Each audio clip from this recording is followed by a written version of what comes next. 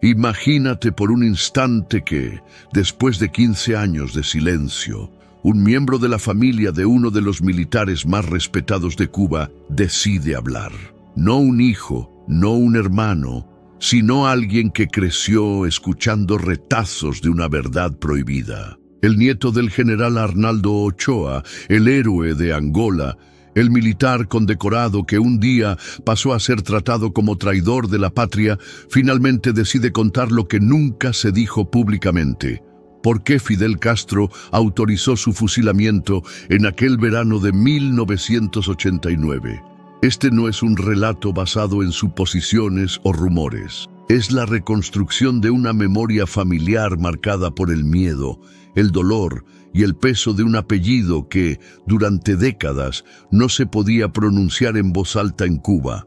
Antes de comenzar, escribe ahora mismo en los comentarios: ¿crees que Fidel Castro realmente temía al general Ochoa?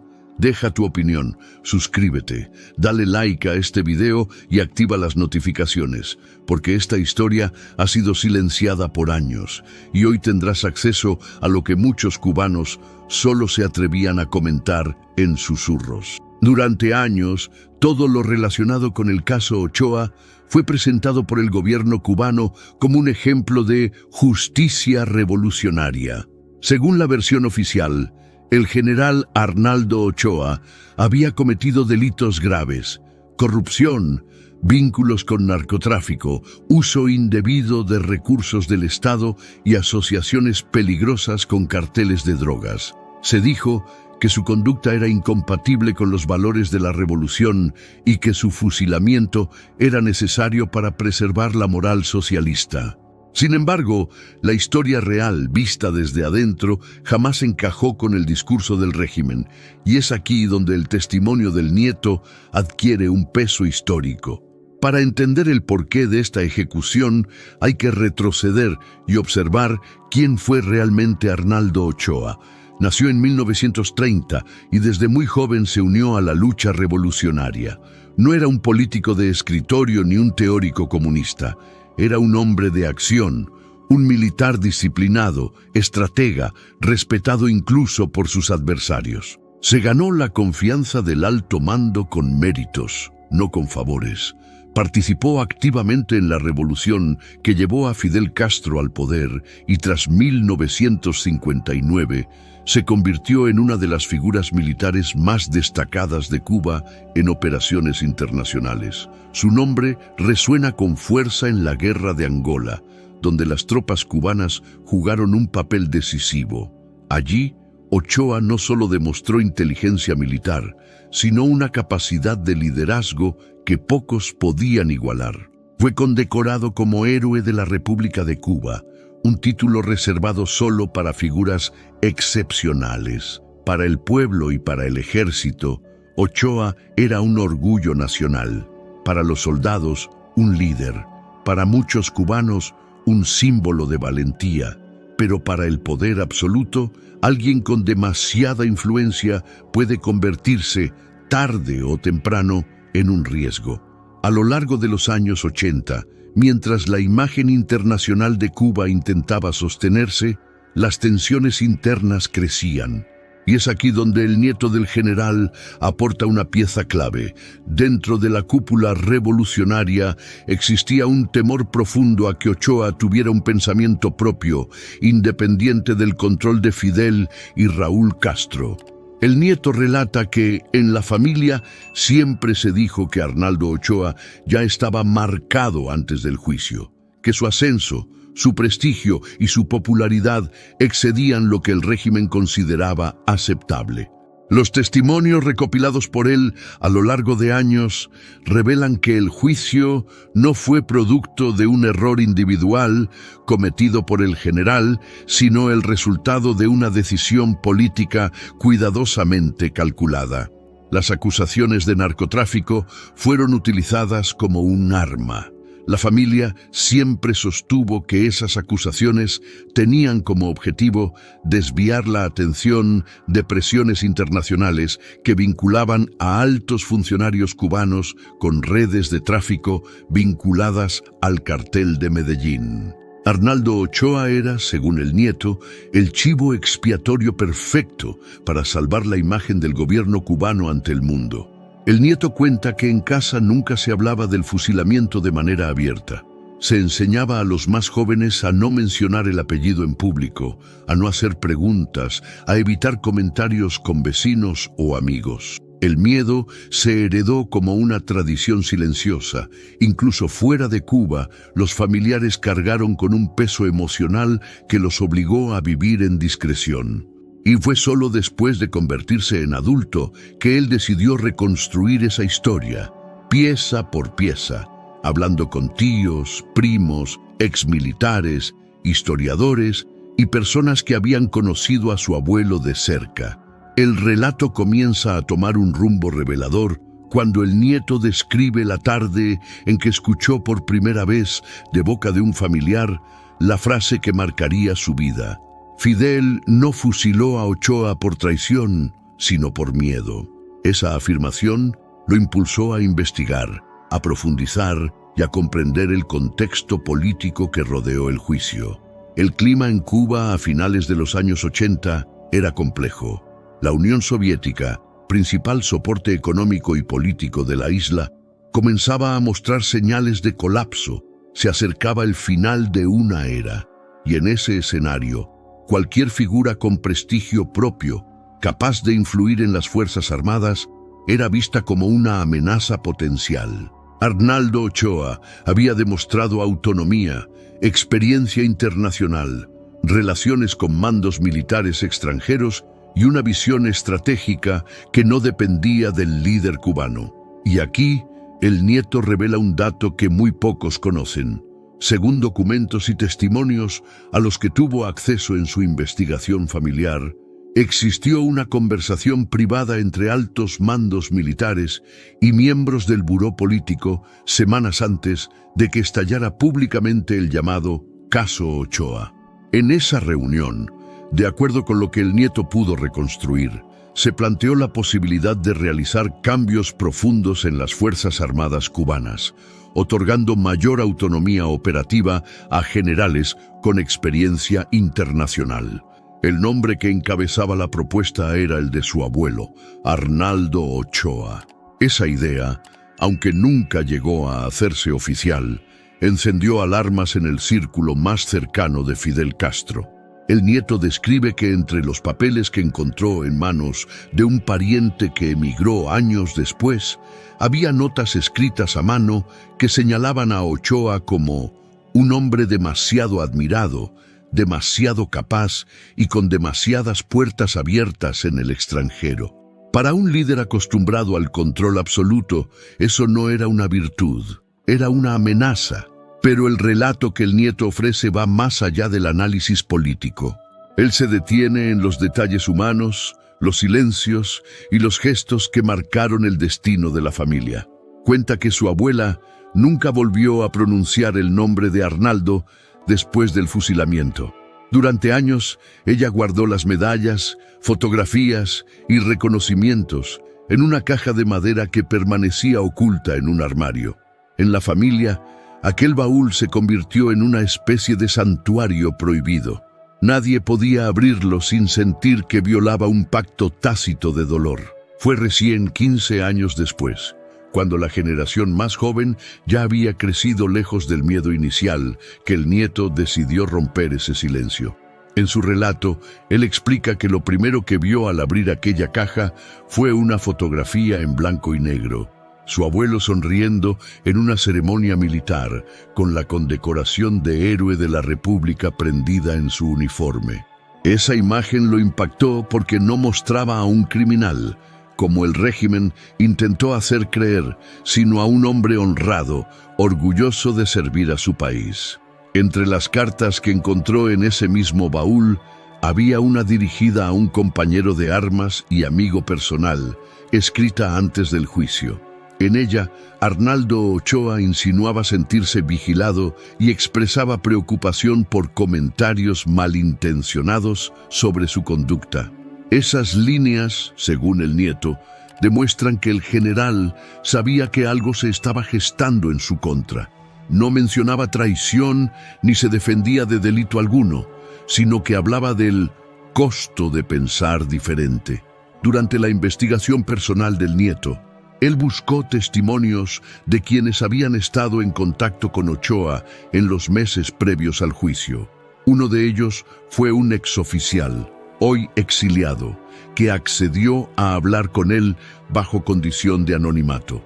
Ese militar describió a Ochoa como un hombre que ya no encajaba en el molde del castrismo. Afirmó que el general llevaba tiempo manifestando ideas de renovación interna, mayor apertura y la necesidad de cambios en la conducción militar de Cuba. Según este testigo, Ochoa no era un opositor ni un conspirador. Era un revolucionario que quería modernizar el sistema desde adentro, pero eso, en un régimen inflexible, equivalía a cruzar la línea del peligro. El nieto relata que, al escuchar ese testimonio, comenzó a comprender el verdadero trasfondo del juicio. No se trataba únicamente de eliminar a un supuesto traidor, sino de enviar un mensaje claro a cualquier figura con aspiraciones o influencia dentro del ejército. No habría espacio para líderes con brillo propio. El poder debía ser uno solo. El proceso judicial que llevó al fusilamiento fue presentado como un modelo de transparencia revolucionaria. Televisado, cuidadosamente guionado, con confesiones que muchos consideran forzadas. Pero el nieto afirma que su familia siempre supo que el juicio estaba decidido de antemano. Un tío suyo, que trabajaba en una institución estatal en ese periodo, le dijo que en los pasillos del gobierno ya se comentaba el veredicto incluso antes de que comenzaran las audiencias públicas. Según los relatos que él recogió, no solo se buscaba eliminar a Ochoa, sino limpiar el camino para que Raúl Castro consolidara poder absoluto sobre las Fuerzas Armadas. Si hubiera existido algún general capaz de cuestionar esa autoridad, ese hombre era Arnaldo Ochoa. Su prestigio internacional, su experiencia de guerra, su cercanía con oficiales extranjeros y su formación lo hacían una figura incómoda en un momento en que el castrismo se preparaba para un futuro incierto con el inminente colapso de la Unión Soviética. Pero el nieto no se limita a explicar el contexto político, también comparte fragmentos íntimos que muestran el impacto emocional del fusilamiento en la familia. Cuenta que, durante años, sus parientes vivieron con miedo a que cualquier palabra mal dicha pudiera atraer represalias. Muchos amigos dejaron de visitarles. Otros hacían como si no les conocieran. Ser de la familia Ochoa se volvió un estigma. El nieto recuerda un episodio en particular. Siendo niño, escuchó a su madre llorar al ver un informe televisivo sobre el aniversario de la misión en Angola. No lloraba por el recuerdo de la guerra, sino porque, aún después de la muerte, se borraba el nombre de su abuelo de la historia oficial. El héroe ya no existía. El Estado había decidido que nunca lo había sido. Y sin embargo, la pregunta clave seguía sin respuesta. ¿Qué fue lo que hizo que Fidel Castro no solo aceptara, sino autorizara personalmente el fusilamiento de un héroe nacional?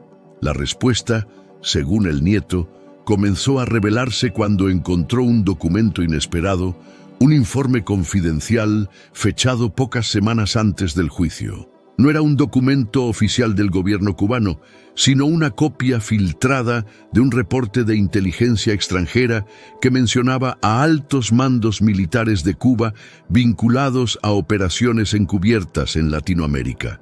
En ese informe, el nombre del general Arnaldo Ochoa aparecía junto a otros oficiales, pero con una diferencia crucial. Mientras a los demás se les señalaba directamente por actividades ilegales, el nombre de Ochoa estaba acompañado de una nota marginal escrita a mano que decía: desconectarse cuanto antes. Es un riesgo si decide hablar. A partir de ese hallazgo, el nieto comprendió que el fusilamiento de Ochoa no podía explicarse solo desde la política interna. Había un componente internacional que el régimen nunca quiso admitir. Cuba había mantenido durante los años 80 contactos complejos con gobiernos, movimientos armados y redes de apoyo logístico en varios países. Algunas operaciones de inteligencia, ejecutadas con el pretexto de apoyar causas revolucionarias, se mezclaron con rutas usadas por carteles de droga. Para proteger la imagen de la revolución, alguien debía pagar el precio. Y ese alguien tenía que ser una figura lo suficientemente grande como para generar impacto y dar credibilidad al castigo. El nieto afirma haber escuchado de un exdiplomático que antes del juicio hubo presiones de gobiernos extranjeros para que Cuba demostrara control y mano firme ante cualquier señal de corrupción militar. Ochoa, por su posición y trayectoria, era el blanco perfecto. Una figura visible, admirada, cuya caída podía ser presentada como un acto ejemplar. No obstante, dentro del país, la versión fue distinta. El régimen necesitaba construir un enemigo interno y para eso, el juicio fue elaborado como un espectáculo público, con confesiones televisadas y frases cuidadosamente diseñadas para condenar moralmente al acusado. Lo más impactante del testimonio del nieto es cómo describe el contraste entre la imagen pública fabricada por el régimen y la imagen privada del abuelo en la memoria familiar. Para los cubanos que solo conocieron el juicio televisado, Ochoa fue pintado como un traidor arrepentido. Para la familia, las cartas, los diarios y los recuerdos muestran a un hombre que aceptó el destino para evitar una purga mayor dentro del ejército. Según el nieto, existe la convicción entre varios familiares de que Ochoa asumió culpas para impedir que otros cercanos a él fueran ejecutados. Durante su investigación, el nieto logró obtener un testimonio de alguien que estuvo presente en una de las últimas reuniones de Ochoa con miembros del gobierno, antes de hacerse pública la acusación. Esa persona recuerda que el general mantuvo una postura serena, casi resignada, pero firme en una idea. No se consideraba un traidor. Incluso habría dicho una frase que el nieto anotó textualmente: «No soy enemigo de esta revolución, soy hijo suyo. Pero si mis pensamientos molestan, entonces quizás la revolución dejó de ser lo que juramos construir». La familia jamás vio esa frase difundida en ningún registro oficial. Todo indica que cualquier palabra que humanizara o justificara a Ochoa fue omitida deliberadamente del relato estatal. El nieto sostiene que ese tipo de silencios construyeron una versión distorsionada de la historia, adaptada para servir a los intereses del poder. A medida que avanzaba en su investigación, él también comenzó a contactar a hijos y nietos de otros militares involucrados en el caso. Algunos se negaron a hablar, aún con miedo. Otros lo hicieron, pero pidieron que sus testimonios no fueran divulgados con nombres. Lo que todos coincidieron en decir fue que el juicio no fue un proceso de justicia, sino una señal política, una advertencia, un recordatorio de que en Cuba la lealtad no era hacia la patria ni hacia el pueblo, sino hacia el líder. Uno de los testimonios más duros que el nieto recibió provino de un hombre que, siendo joven soldado, formó parte del pelotón que custodiaba la zona del juicio. Aquel hombre, ya anciano, le confesó que muchos soldados lloraron en silencio aquella noche del fusilamiento. No entendían cómo podían ejecutar a un héroe que para ellos había salvado vidas en Angola y defendido la honra de Cuba en escenarios internacionales. El régimen prohibió cualquier gesto de duelo. No se permitió funeral público, no se permitió tumba visible. Se borró incluso el lugar donde fue enterrado el general, como si el pasado pudiera desaparecer por decreto. El nieto reflexiona que este acto de borrar la memoria fue, tal vez, más doloroso para la familia que el propio fusilamiento, porque la muerte física termina, pero la desaparición simbólica condena a una persona al olvido. La familia vivió durante años con la sensación de haber perdido no solo a un ser querido, sino también el derecho a recordarlo. Cada fotografía guardada en secreto, cada objeto escondido, era un acto silencioso de resistencia contra el olvido impuesto. Sin embargo, la investigación del nieto lo llevó a descubrir algo que cambió su comprensión de la historia familiar. Un detalle que, si se hubiera conocido en aquel momento, habría desbordado el control del régimen sobre la narrativa del caso. Ese detalle surgió cuando un antiguo amigo del general, uno de los pocos que se atrevió a romper el silencio, reveló que antes de ser arrestado, Arnaldo Ochoa había considerado tomar una decisión que habría cambiado el rumbo de Cuba. Según ese amigo cercano, Ochoa ya contemplaba la posibilidad de solicitar asilo político en Europa o en un país latinoamericano. No por cobardía ni por ambición personal, sino porque sentía que se aproximaba una ruptura interna en Cuba y que desde el exterior podría denunciar lo que estaba ocurriendo dentro de la estructura militar. El nieto describe que, al escuchar este testimonio, comprendió el nivel del peligro que su abuelo representaba para el régimen. Un héroe reconocido internacionalmente, con contactos diplomáticos y militares en varios países, denunciando irregularidades de la cúpula cubana desde el extranjero, habría sido devastador para la imagen del castrismo en los años 80.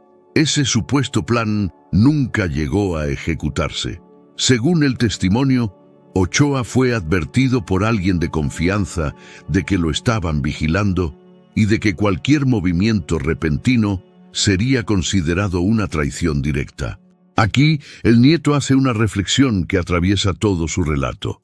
A veces, los momentos que definen la historia no son los hechos públicos, sino las decisiones íntimas que se toman en silencio. El general eligió permanecer en Cuba, convencido de que aún podía dialogar, aún podía influir, aún podía salvar la revolución de sí misma. Fue un acto de fe, y también probablemente su sentencia. A medida que el nieto reconstruía estos detalles, encontró un patrón inquietante. Todos los caminos de su investigación señalaban a un mismo origen de la orden final. Raúl Castro tenía el control del aparato militar. Sin su consentimiento, no podía existir un juicio de ese tipo. Pero la decisión de convertirlo en un espectáculo público y autorizar la pena máxima no se tomó allí. Eso vino de la única voz que en Cuba definía los destinos, Fidel Castro. El nieto obtuvo acceso a un testimonio de un funcionario que trabajó en el Consejo de Estado. Esa persona aseguró que la reunión en la que se aprobó la condena duró apenas minutos. Fidel habría pronunciado una frase que reflejaba su visión sobre el caso: la revolución no puede darse el lujo de administrar dudas. Para el líder cubano, la duda era más peligrosa que el enemigo. Un héroe exaltado ayer podía convertirse en símbolo de descontento mañana. Era necesario eliminar la posibilidad de que Ochoa se transformara en un referente moral para quienes soñaban con un modelo diferente de país.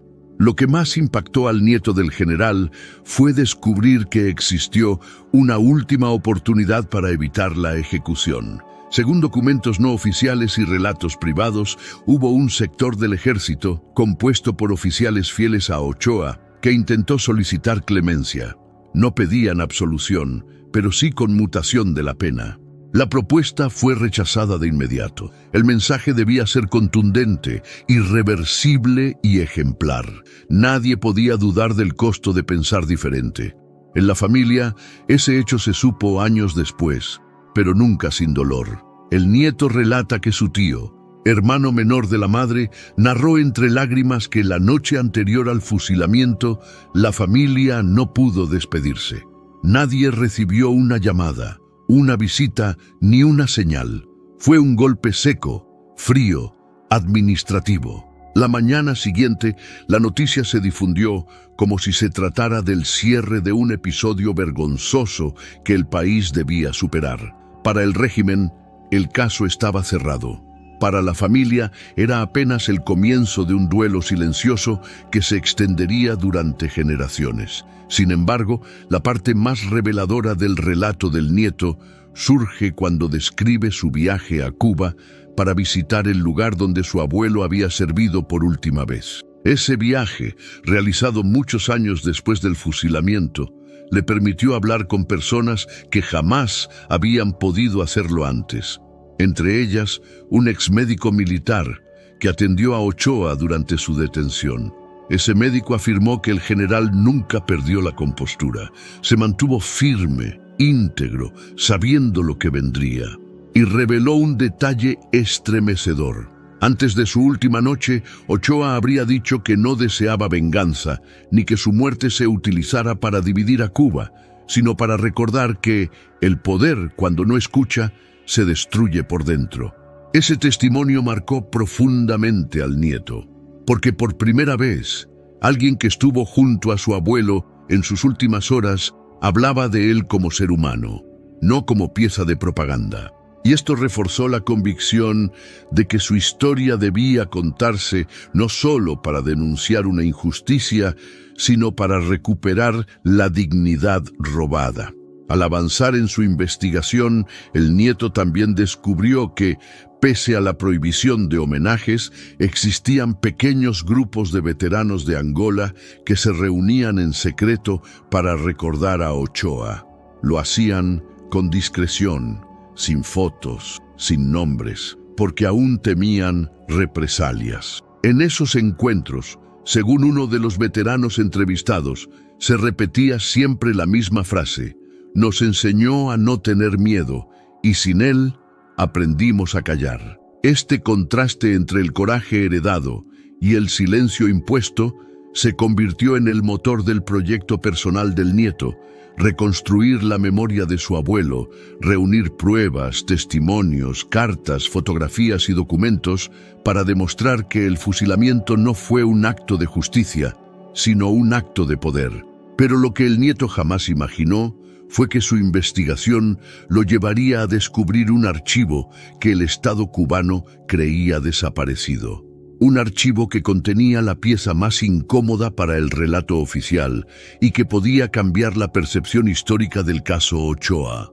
La Habana, mediados de junio de 1989. Mientras el juicio avanzaba a puertas semiabiertas, la cúpula del poder cubano operaba en silencio entre reuniones secretas, llamadas sin registro y documentos escritos a mano que nunca entrarían en los archivos oficiales. Para entonces, la condena de Arnaldo Ochoa ya no era una posibilidad en discusión, era un guión que se estaba ejecutando. Detrás de los muros del Consejo de Estado, se hablaba en voz baja de un castigo ejemplar, una frase que se repetiría como eco en distintas oficinas del Ministerio del Interior y de las Fuerzas Armadas. Nadie quería pronunciar abiertamente la palabra fusilamiento. En Cuba, incluso las tragedias tenían un protocolo lingüístico. Uno de los miembros del tribunal, años después, ya lejos del poder, confesaría que los jueces no tenían verdadera autonomía. La decisión ya venía tomada. Nosotros solo debíamos darle forma legal, relató. Para el pueblo cubano, sin embargo, el espectáculo televisado pretendía transmitir transparencia. Pero para quienes participaban en el proceso, era evidente que se trataba de algo distinto, un ajuste de cuentas político. La acusación contra Ochoa no era solo sobre narcotráfico. Las transcripciones internas, no mostradas al público, incluían insinuaciones de deslealtad estratégica, conversaciones diplomáticas con gobiernos africanos y reuniones con oficiales soviéticos donde Ochoa supuestamente había criticado la dirección política de Cuba. Esa era la verdadera línea roja. El narcotráfico era el pretexto perfecto, la traición ideológica, el crimen imperdonable. Documentos de archivo y testimonios posteriores coinciden en que la condena de Ochoa tenía un objetivo claro: consolidar el poder absoluto en un momento en que el mundo comunista se fracturaba. En 1989, Mientras el muro de Berlín se tambaleaba y la URSS mostraba signos de agotamiento, Fidel Castro no podía permitirse el lujo de una figura militar popular con apoyo dentro del ejército, admiración internacional y autonomía de pensamiento. Mientras tanto, en casa de la familia Ochoa, el ambiente era irrespirable. Mi madre, la hija del general, repetía que algo no cuadraba. Si papá fuera culpable, yo lo sabría. No fue narco, fue patriota, decía con los ojos hinchados pero sin perder la firmeza. Mi abuela, en cambio, callaba. Sabía que en Cuba había silencios que protegían más que las palabras. La sentencia se conocería el 12 de julio de 1989. 4 condenados a muerte: el general Arnaldo Ochoa, el coronel Antonio de la Guardia, el capitán Jorge Martínez y el mayor Amado Padrón. El pueblo fue informado como si se tratara de un acto inevitable, casi higiénico, para preservar la moral revolucionaria. Pero detrás del discurso moral había una verdad incómoda. El sistema había decidido sacrificar a uno de sus héroes para salvarse a sí mismo. Esa noche, en la voz temblorosa de mi madre, escuché las palabras que marcarían mi adolescencia. No van a dejarlo vivir. Esto es una sentencia política, no un juicio. Mi padre, intentando protegernos, bajó la voz antes de responder. A partir de hoy, en esta casa, nadie más habla del tema. Es peligroso, pero era demasiado tarde. La historia ya se había incrustado en nuestra sangre. La ejecución sería rápida, tan rápida como la necesidad del régimen de cerrar el capítulo antes de que creciera el cuestionamiento popular. Y mientras Cuba dormía creyendo que se había castigado una traición, una familia entera entendía que acababa de presenciar la traición más grande de todas.